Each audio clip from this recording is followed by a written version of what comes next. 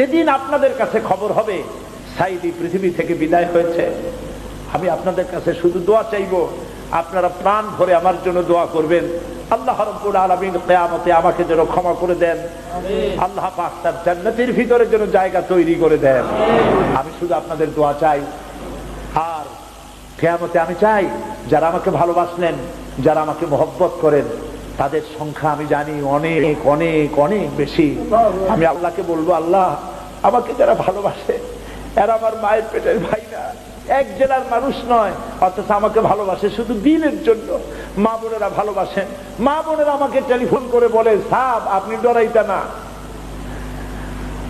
কান্দে এবং টেলিফোন করে আমার কাছে আমার জন্য আমাকে দোয়া করে।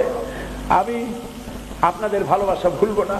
আমি আল্লাহর কাছে বলবো, রব্বুল আলামিন যারা আমাকে দিনের জন্য তোমার জন্য ভালোবাসে, কিয়ামতের দিন আমরা যেন তোমার জান্নাতে এক জায়গায় থাকতে পারি।